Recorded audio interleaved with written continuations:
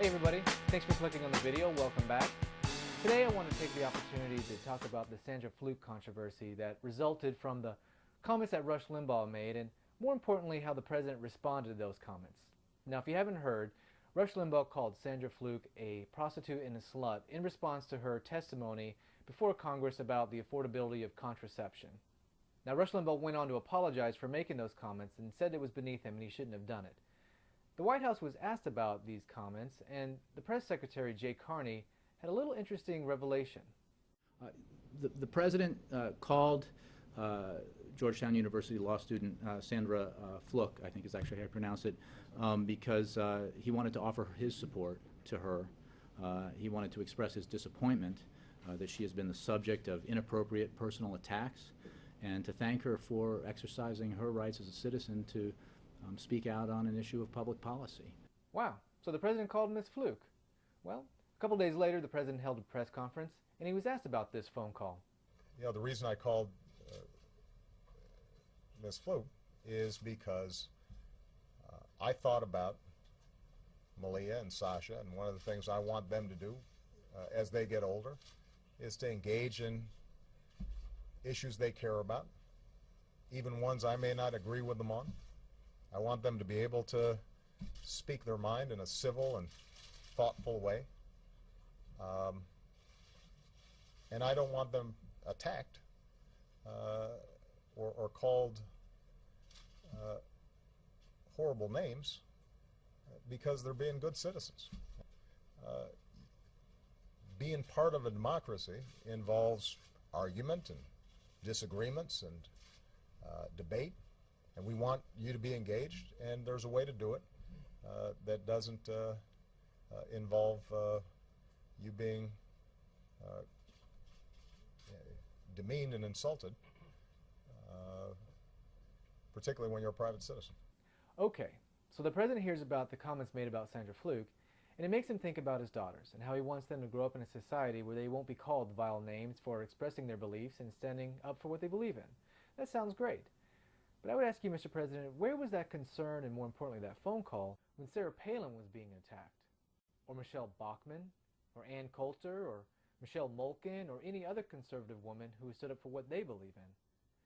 A lot's been said about what Bill Maher called her, but if you do a Google search, you can see that all the way back to 2008, Democratic protesters were wearing t-shirts calling Sarah Palin the C word. Where was your concern then, Mr. President? Now some will say, well, all those people are public figures and Ms. Fluke is a private citizen. Okay, well, where was the concern in the phone call to Bristol Palin? Bristol Palin has stood up for what she believes in concerning premarital sex and abstinence, and she's been attacked viciously by those in the media. But I wonder, Bristol Palin, she has done a public service announcement with the Situation guy from TV's Jersey Shore. It's about abstinence and safe sex. Sadly, it is not a spoof done by The Onion. She's the Candy's spokesperson for abstinence. She and her son. Because it's got to work this time? This is like saying George Bush kept us safe, except for that 9/11 thing, which doesn't count. Bristol Palin, abstinence role model. This time, today's worst person in the world. So one gets a phone call, one doesn't. And what about all the black conservatives, Mr. President? All the black conservatives who've been called Uncle Toms, House N-words, and have been told to go back to the porch. Myself, I'm a Hispanic, and I've been called a coconut and told I'm not a true Hispanic simply because I'm a conservative. Better yet, what about the millions and millions of private citizens, men and women, who rallied and went to town halls and called their members of Congress to protest the passing of your health care initiative? They were called vile, vile things.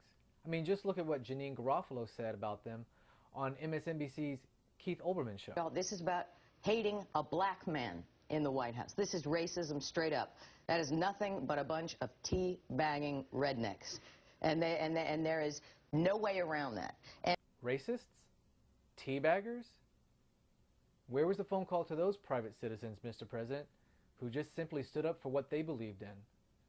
Now, I must say, I am a big defender of freedom of speech, the First Amendment. and we are free to say and believe what we want to believe. But Mr. President, you're trying to set a certain standard, and by your own standard, you're not living up to it. So I would simply say, where is my phone call, Mr. President? Okay, so I want to start a new segment to end all my videos, and in honor of Sandra Fluke, we're going to be dubbing it the WTF What the Fluke Moment of the Day.